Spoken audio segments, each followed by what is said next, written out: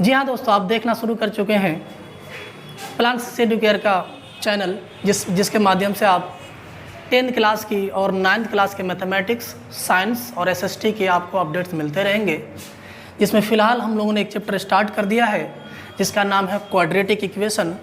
और इस quadratic equation के अंदर हम लोग फ़िलहाल शुरू में जो आज पढ़ने वाले हैं वो है आपका क्वाड्रेटिक इक्वेशन के स्टैंडर्ड फॉर्म पढ़ेंगे और फिर आगे how to solve the quadratic equations, यानी हम लोग एक क्वाड्रेटिक इक्वेशन के सॉल्यूशन निकालना सीखेंगे। तो चलिए आज की शुरू करते हैं आज क्लास। हम आशा करते हैं कि आपका क्लास बड़ा आनंदमय रहेगा और आपको कुछ नया सीखने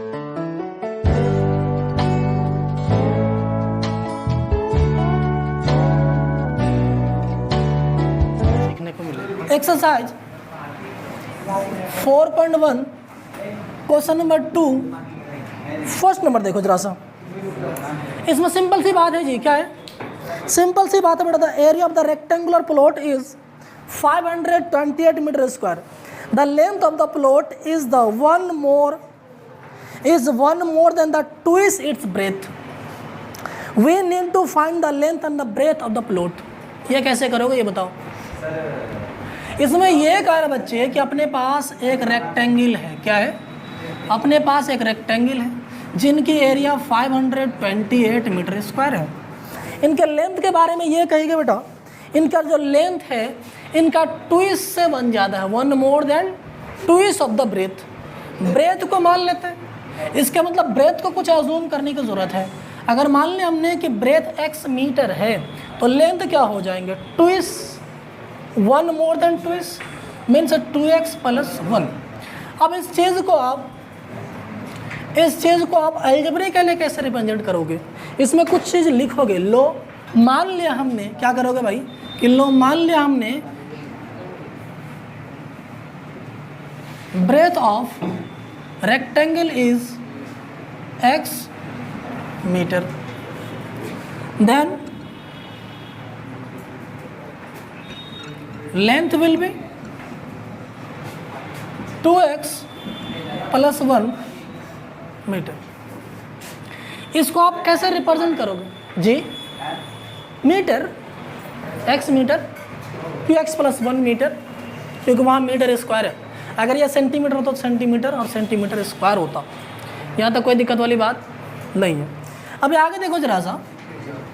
आपको एक चीज़ पहले से पता है कि एरिया ऑफ रेक्टेंगल कितना दे रखे बेटा? 528 ऑलरेडी दिया हुआ। और आपको पता है कि एरिया ऑफ रेक्टेंगल तो लेंथ इंटू ब्रेथ होते हैं, लेंथ इंटू ब्रेथ। तो लेंथ कितने बच्चा इंटू ब्रेथ क्या इज इक्वल टू 528। ये हो गई। हमें इसे क्या करनी है? इसे क्वाड्रेटिक इक्वेशन लिखनी है। अगर आपको इसे क्वाड्रेटिक इक्वेशन लिखनी है, इसका ये मतलब हुआ कि आपको इसे स्टैंडर्ड फॉर्म में लिखना है। स्टैंडर्ड फॉर्म तो याद ही होगा आपको, ax² bx + c = 0। Right side में जो चीज़ें होनी चाहिए वो होनी चाहिए 0, और लेफ्ट साइड में क्या होनी चाहिए? बाकी चीज़ें लेफ्ट साइड में होनी चाहिए। मीन्स ये भी लेफ्ट साइड आएंगे और बाकी चीज़ें भी। आप सबसे पहले क्या कर लो? मल्टीपल कर लो 2x² x। आप चाहो तो डायरेक्ट उसको ले आओ। 528 = 0। बस हमें इतना सा करना है। हमें इसका सॉल्यूशन निकालने की भी ज़रूरत नहीं कि लेंथ और ब्रेथ निकालने भी है, ऐसी बात नहीं। सिर्फ हमको रिप्रेजेंट कर देनी है कि जो दिए गए हैं कि हमारे पास जो एरिया ऑफ रेक्टेंगल है वो 528 मीटर स्क्वायर है, जिनकी लेंथ जो उनके ब्रेथ का 1 more than the twice of the breadth है। हमको उसको अलजेब्रिकली कैसे रिप्रेजेंट करेंगे? उस हमने कुछ इस प्रकार से रिप्रेजेंट किया कि एरिया ऐसा है, हमने ब्रेथ को x मान लिया तो लेंथ क्या हो जाएंगे? 2x + 1 हो जाएंगे। तो हमने ऐसा कुछ लिख भी लिया बेटे कि let the breadth of the rectangle is x metre, then the length will be 2x + 1 metre, and apply the formula area of rectangle is equal to इतना बेटे। और एरिया ऑफ रेक्टेंगल तो लेंथ इंटू ब्रेथ होते हैं। बस कोई load है? Length और ब्रेथ निकालनी नहीं है, बस रिप्रेजेंट करनी है। हमने कर दिया। नेक्स्ट क्वेश्चन, इस क्वेश्चन को उतारने के बाद आप क्या करोगे? ये क्वेश्चन नंबर 1 था। नेक्स्ट क्वेश्चन आप खुद से करोगे। अब क्वेश्चन नंबर 2 का 2 देखेंगे। इसमें देखो the product of two conjugative positive integer is 306, we need to find the integers. The product of two conjugative, हमें ये कंजुगेटिव समझनी है कि ये क्या होती है।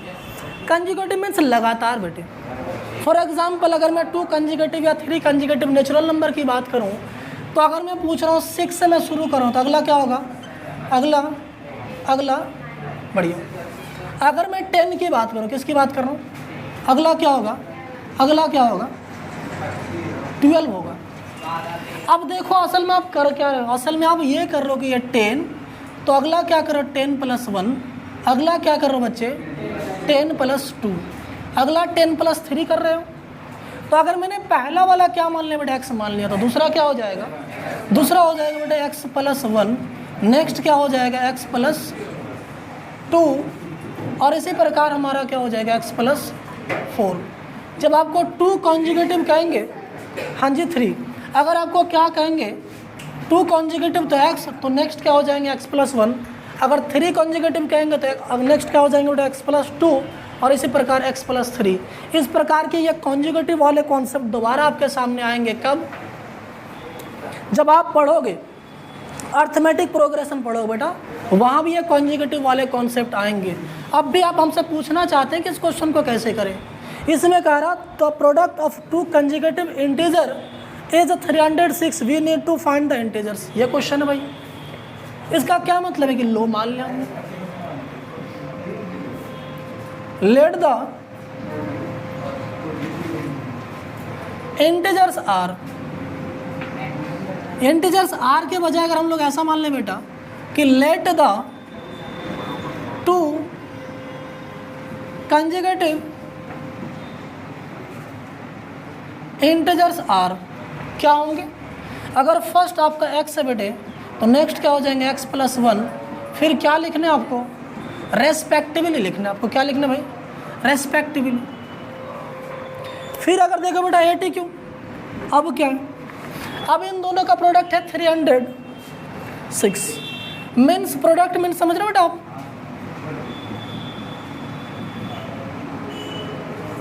इसके आगे तो कर ही सकते हो, क्या हो जाएगा भाई, मल्टीपल कर लो, x × x x² x = 306, क्या हो जाएंगे भाई।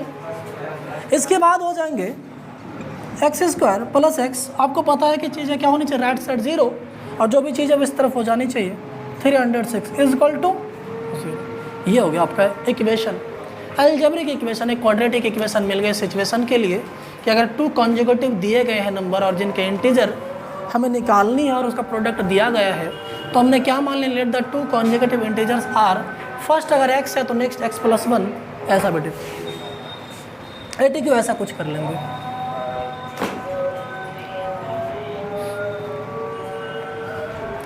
उतारिए इसको जरा सा, देखो फिर भी देख लो। इस क्वेश्चन में कह रहे बेटा रोहन की जो मम्मी है, रोहन से कितने ज़्यादा, 26 ईयर ज़्यादा है।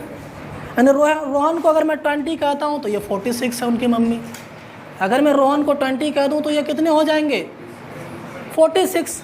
अगर मैं कहता हूँ बेटे कि रोहन 50 है तो उनकी मम्मी क्या होंगे, उनको 50 + क्या कहोगे, 26 कहोगे, क्योंकि 26 ज़्यादा है उनसे। बात समझ में आ गई। मान लो ये चिंटू सा छोटा सा आप देख रहे हैं, रोहन है, और ये जो आप देख रहे हैं उनकी मम्मी है। बात समझ में आ गई। इनकी मम्मी रोहन से कितना ज़्यादा है, आपको रोहन का पता है क्या, नहीं पता ना, तो लो मान लिया हमने कि उसकी प्रेजेंट एज क्या है, x ईयर है, तो उनकी मम्मी की एज क्या हो जाएगी, उनकी मम्मी की एज x + 26 ईयर हो जाएगी भाई, यही है। फिर क्या कहा क्वेश्चन आगे देखो, ये परसेंटेज है, ये परसेंटेज है। इनके बाद क्या करे बेटा, the product of their age 3 years from now, आज से 3 साल बाद जो भी इन दोनों की एज होगी, उन दोनों के एज का प्रोडक्ट कितना होगा, 360 होगा। आज अगर किसी का एज, मेरा ही फॉर एग्जांपल मान लो आज एज 24 है, तो 3 ईयर लेटर क्या हो जाएगा, 24 में क्या करोगे बेटा, 3 ऐड करोगे। अब बात समझ में आ रही है आपको, कोई दिक्कत वाली बात, बन गया बहुत सा बस। तो यहाँ बताओ आफ्टर 3 ईयर कितने बेटे, आफ्टर 3 ईयर्स ये कौन सा था बेटे, ये रोहन थे, ये ममाज का एज है बेटा। तो रोहन का जो एज है आफ्टर 3 ईयर्स क्या हो जाएगा, x + 3 ईयर हो जाएंगे। लेकिन उनके मम्मी की एज क्या हो जाएगी आफ्टर 3 ईयर, उनकी मम्मी के एज आफ्टर 3 ईयर हो जाएंगे बेटा। जो पहले से था उसमें क्या ऐड करोगे, 3 ऐड करोगे, ये जो भी होगा वो ईयर होगा। आपको पता है सॉल्व करोगे तो क्या ही हो जाएगा बेटे, x + 29 ईयर हो जाएगा। आज अगर रोहन की प्रेजेंट एज x है तो 3 ईयर लेटर क्या हो जाएंगे बेटा, x + 3। अगर मम्मी की एज कितने बेटा, x + 26 प्रेजेंट एज है तो 3 ईयर लेटर क्या हो जाएंगे, x + 29 ईयर ही तो होंगे। अब अगर देखो क्वेश्चन क्या कह रहे हैं, क्वेश्चन कह रहे हैं इन दोनों का एज का जो प्रोडक्ट है, इन दोनों के एज का जो प्रोडक्ट है वो कितना बेटे, वो कितने हैं, 360 है। It's mean x + 3 × x + 29 = 360। कोई दिक्कत वाली बात। अब इजीली इसको क्वेश्चन को क्या कर लो बेटा, मल्टीप्लाई कर लो और फिर लिख लो। आपको तो पता है इसका मल्टीप्लाई करोगे तो क्या होगा, मैं करके बताता हूँ आपको, ज़रा देख लो। इसको जिस दिन इससे मल्टीपल करोगे ये कुछ इस प्रकार होगा, x² प्लस कितने बेटा 32x + 87 = 360। डायरेक्ट मल्टीपल कर लिया हमने। अब आप सोच रहे हैं वो चक्के हो गए ये कैसे मल्टीपल हो गया, एक फार्मूला यहाँ पे लग रहा जो आपने 9th क्लास में पढ़ा होगा बेटे। इसके बाद क्या बच्चा, इसके बाद आपको इसको इस पार ले आनी है। तो x² प्लस कितने बेटा 32x + 87 - 360 = 0। क्या हो जाएंगे भाई, ये देखो x² प्लस 32x माइनस 10, ये देखो बड़े 360 ज़्यादा है 87 से। आप करो मल्टीपल करके देखो, जेन्युइन प्रोसेस जो करते हो वो आएंगे। आप सोच रहे हैं यहाँ कैसे हो गया, मैं अभी बताता हूँ वो कैसे हो। उसके लिए एक फॉर्मूला काम कर दे बेटा।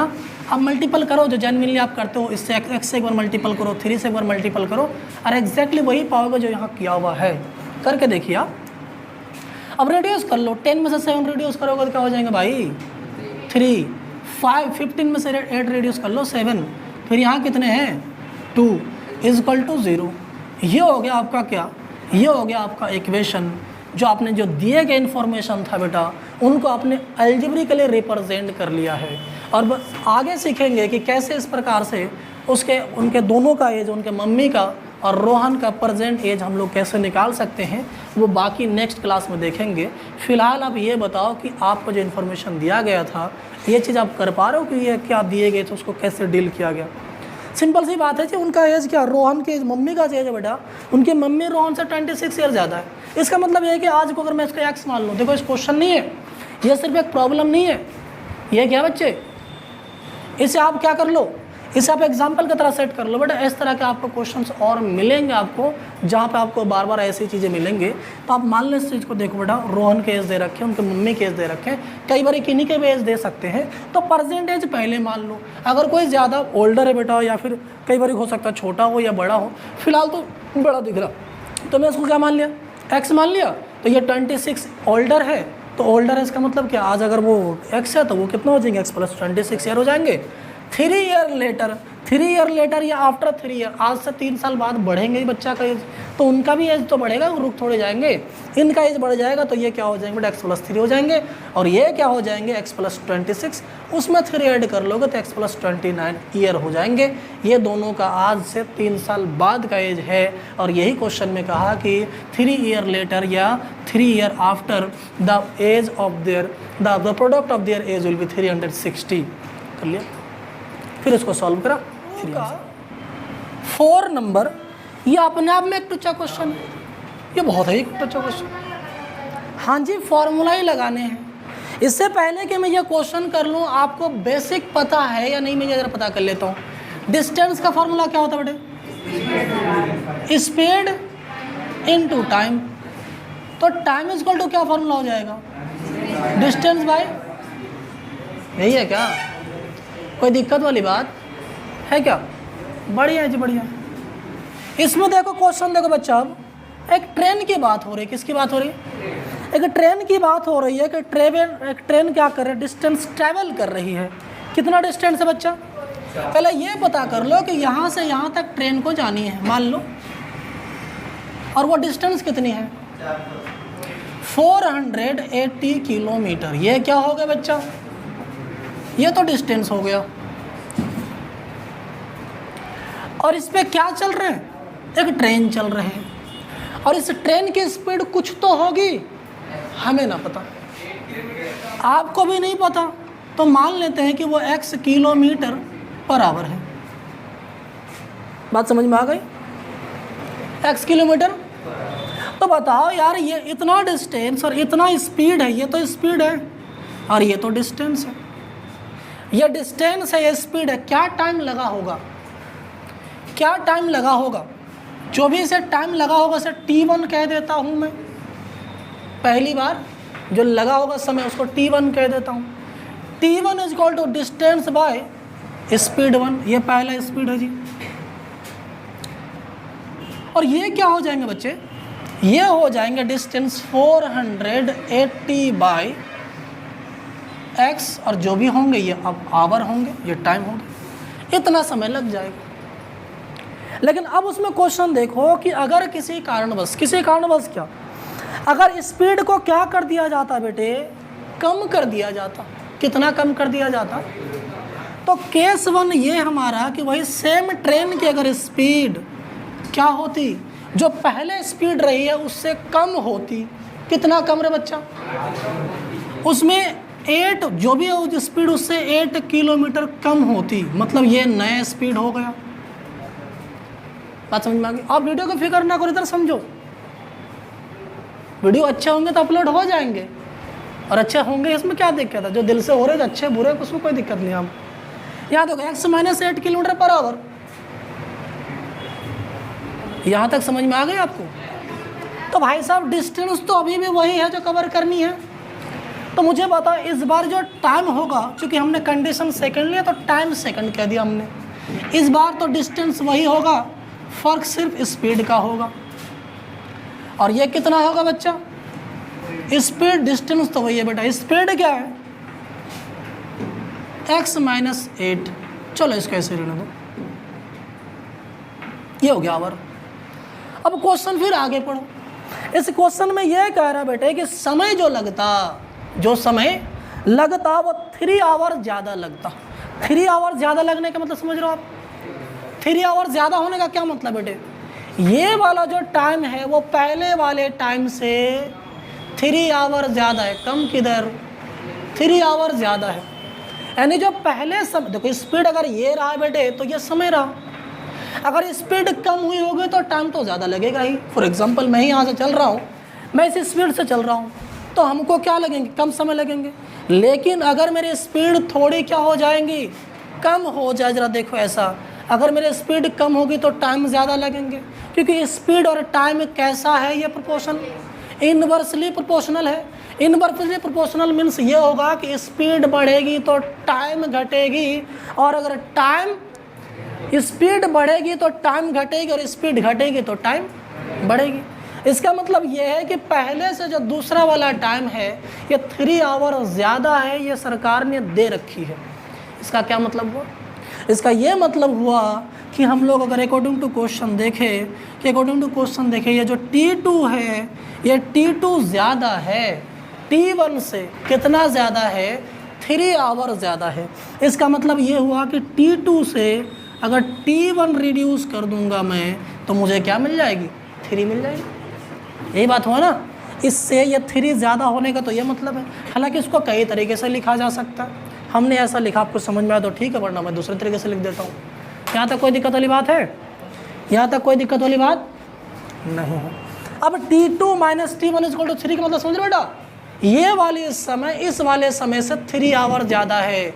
इसका मतलब है कि इस वाले टाइम में से इस वाले टाइम को रिड्यूस करूँगा तो मुझे क्या मिल जाएंगे? हमें जो मिलेंगे वो मिलेंगे 3। बात समझ में आ गई? अभी देखिए, इसका यह मतलब हुआ बेटे 480 by x - 8 minus 480 by x is equal to 3। अब इसको तो सॉल्व कर ही सकते हो। स्पीड कैसे पता चलेगा बेटा? अगर हम कोई भी टेक्निक लगा करके एक्स का वैल्यू निकाल ले, अगर कोई भी टेक्निक लगा करके एक्स का वैल्यू निकाल ले तो उसकी जो यूनिफॉर्म स्पीड है वो निकल जाएगी। एक्स का वैल्यू निकालना है, बात समझ में आ गई?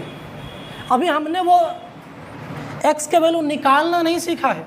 अभी जो हम सीख रहे हैं वो ये है कि अगर कोई इन्फॉर्मेशन दी गई है, अगर कोई हमारे पास एक रॉ डाटा है, उस रॉ डाटा का यूज़ करके हम एक अलजेब्रिक इक्वेशन बना सके, ये सीख रहे हैं फ़िलहाल। अब जो आगे के क्लास में सीखेंगे वो क्या सीखेंगे कि हम लोग कैसे इस इक्वेशन का जो हमने अब तक जो निकाल लिया है, इन सभी इक्वेशन को सॉल्व करके उसमें से क्या निकाल लूँ, वैल्यू निकाल लूँ एक्स का। और एक्स मीन्स क्या होगा, यूनिफॉर्म। इसी क्वेश्चन को जब बनाओगे तो आप क्या लिखोगे? हम ऐसे लिखने का मतलब यह है कि एक्चुअल में जो मैथमेटिक्स है वो आपको समझ में आ जाए। ये मैथमेटिकल पार्ट्स है, ये आपको समझ में आ जानी चाहिए। जब आपको ये समझ में आ गई, लिखने वाली जो पार्ट है, रिटर्न वाली पार्ट, वो ईजी है बेटा। आप क्या करोगे, लो मान लिया हमने कि let the uniform speed of the train be x kilometre per hour, ऐसा कुछ मानोगे? ये नहीं मानोगे। Then the time taken by the train will be distance by time means 480 by x hour. Case 2 में क्या कर लोगे, if the speed of the train is x minus 8 kilometre per hour then the time taken by the train will be 480 by x minus 8 hour. बात समझ में आ गई? Question कह रहे बेटा को जो बाद में समय लगी है, ये समय इस वाले समय से 3 आवर ज़्यादा है। इसका मतलब ये T2 minus T1 is equal to 3। फिर T2 का जगह T2 का वैल्यू, T1 का जगह T1 का वैल्यू, अब ये 3 है। अब यहाँ पे इसको सॉल्व कर सकते हो कि नहीं ये बताओ, अगर नहीं तो वो भी हम करके देते हैं, कर लोगे। चलो थैंक यू।